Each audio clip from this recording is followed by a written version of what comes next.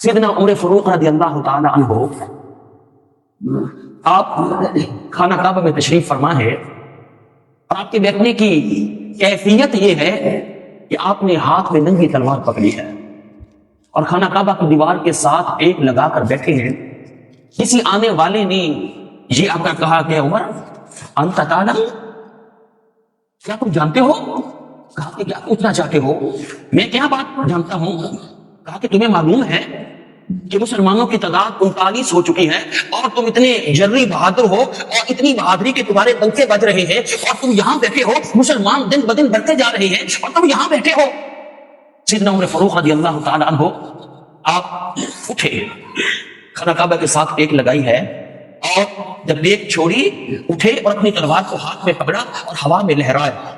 کہا کہ کیا میرے جیسا بھی طاقتور ہو سکتا ہے؟ اس بات کا اظہار کیا اور اس تلوار کو لے کر، ننگی تلوار کو لے کر دار ارقم کے اندر پہنچے جہاں مسلمان موجود تھے اور مدنی آقا علیہ الصلوۃ والسلام تشریف فرما تھے، اور کریم آقا علیہ الصلوۃ والسلام وہاں ان کو کچھ پڑھا رہے تھے، سکھا رہے تھے۔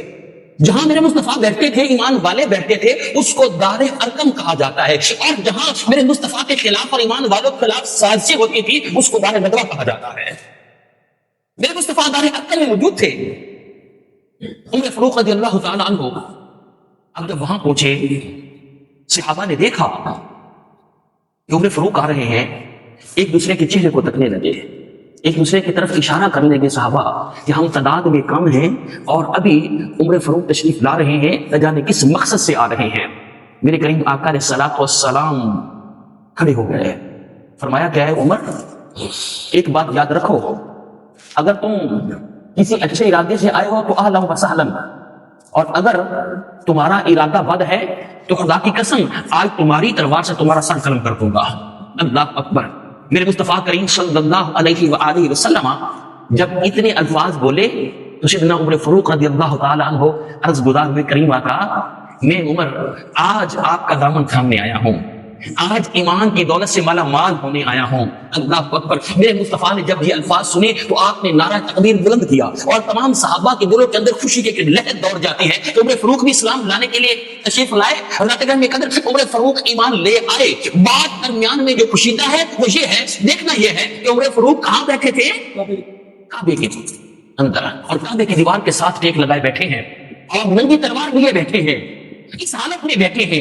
تو پتہ چلتا ہے کہ اگر کوئی خانہ کعبہ میں بیٹھا ہو، خانہ کعبہ کی دیواروں کے ساتھ لگا ہو، ایمان نصیب نہیں ہوتا۔ اگر ایمان نصیب ہوتا ہے تو میرے مصطفیٰ سے ہوتا ہے، ایمان نصیب ہوتا ہے تو میرے مصطفیٰ سے ہوتا ہے۔ وَلَوْ أَنَّهُمْ إِذْ ظَلَمُوا أَنفُسَهُمْ جَاءُوكَ، لوگوں میرے محبوب کے در پہ آ جاؤ، میرے محبوب کے در پہ آ جاؤ، میں رب تمہیں مل جاؤں گا۔ اللہ اکبر۔ حضرت میں قدر اب یہی سیدنا عمر فاروق رضی اللہ تعالی عنہ کریم آقا کی بارگاہ میں بیٹھے، اور حالت یہ تھی آپ کی کہ آپ شبانہ روز کمزور ہوتے جا رہے ہیں، چہرے کا رنگ زرد پڑ رہا ہے۔ جب چہرے کا رنگ زرد پڑ رہا ہے تو میرے آقا نے ایک روز جب سیدنا عمر فاروق کے چہرے کی طرف دیکھا تو میرے آقا پہچان گئے، فرمایا کہ اے عمر بتاؤ، کیا تمہیں کوئی پریشانی ہے؟ کیا تمہیں کوئی زندگی میں مشکل ہے؟ یا رسول اللہ صلی اللہ علیہ وسلم بس ایک غم ہے جو مجھے زندگی میں کھائے جا رہا ہے، ایک پریشانی ہے جو زندگی میں مجھے پریشان کر رہی ہے۔ میرے مصطفیٰ نے پوچھا کہ عمر وہ کون سی پریشانی ہے؟ عرض کی کریم آقا، اسلام لانے سے پہلے میں عمر بتوں کی پوجا کیا کرتا تھا، اب جب کبھی کبھی وہ گناہ یاد آتا ہے کہ بتوں کی پوجا کیا کرتا تھا تو مجھے یہی غم کھاتے جا رہا ہے کہ کل دن قیامت کو کریم آقا آپ کے سامنے اپنے رب کو منہ کیا دکھاؤں گا، آپ کے سامنے اپنے رب کو کیسے اپنا چہرہ دکھاؤں گا، اپنا منہ کیسے دکھاؤں گا جو اتنا بڑا جرم کرتا رہا۔ اللہ اکبر۔ جب اتنی بات میرے کریم آقا کے سامنے کی گئی تو کریم آقا نے سر جھکا لیا۔ جب میرے مصطفیٰ نے سر جھکایا، سیدنا عمر فاروق رضی اللہ تعالیٰ عنہ کی چیخیں نکل گئی۔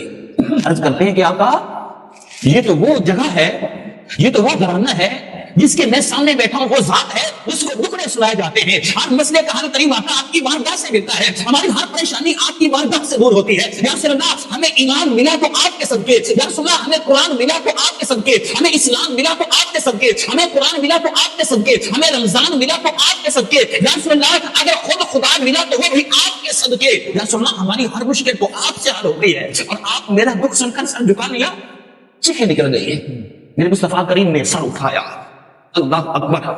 یاد رکھیے میرے مصطفیٰ کریم جب کسی صحابی کو اس کی شان بتانا چاہتے تو میرے مصطفیٰ خاموش ہوتے، رب کائنات جبرائیل کو بھیج دیتے، اور اس سے مصطفیٰ کریم بتانا چاہتے تھے صحابہ کو کہ میرے صحابہ دیکھ لو، اب تمہیں اگر کوئی پریشانی ہوتی ہے تو رب کائنات جواب دیتا ہے۔ سیدنا عمر فاروق رضی اللہ تعالیٰ عنہ جب رونے لگے اور قریب آقا نے سر جھکا دیا، سر اٹھایا تو فرمایا کہ عمر یاد رکھ رب جبرائیل میرے پاس آئے تھے اور آ کر یہ فرما رہے تھے کیا کہ کریم آقا اپنے اس غلام کو کہہ دو، اپنے اس غلام کو کہہ دو کہ جب ہم کسی سے صلح کر لیتے ہیں لم نسألہ منہ شیئا، پھر ہم اس سے کسی کا کوئی سوال نہیں کرتے، اس کے سارے پچھلے گناہ معاف کر دیتے ہیں اور پھر اس سے کسی قسم کا سوال نہیں کرتے، ہم اس سے دوستی کر لیتے ہیں، صلح کر لیتے ہیں۔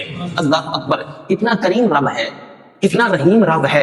اور پھر قرآن پاک سنیے، من تابا و آمنا و عمل عملا صالحا، من تابا وہ شخص جس نے توبہ کی، و آمنا اور ایمان لایا، و عمل عملا صالحا اور اچھے اعمال کیے۔ یہاں یہ بات بڑی قابل غور ہے، من تابا وہ شخص جس نے توبہ کی، و آمنا اور ایمان لایا، توبہ پہلے کی ایمان بعد میں لایا، یہ کیسے ممکن ہے؟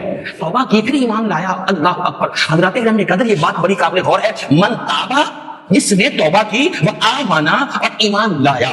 یاد رکھیے مسلم اور مومن، کیا مسلم اور مومن، مسلم کس کو کہتے ہیں؟ مسلم وہ شخص ہوتا ہے جو اللہ کو مانے، اس کو مسلم کہا جاتا ہے۔ کیا؟ اللہ کو مانے۔ مثلا اگر کوئی شخص روزہ نہیں رکھتا، نماز نہیں پڑھتا، نیکی کے کام نہیں کرتا، وہ مسلم ہے۔ کیا ہے؟ مسلمان تو ہے۔ اگر وہ نماز نہیں پڑھتا، روزہ نہیں رکھتا،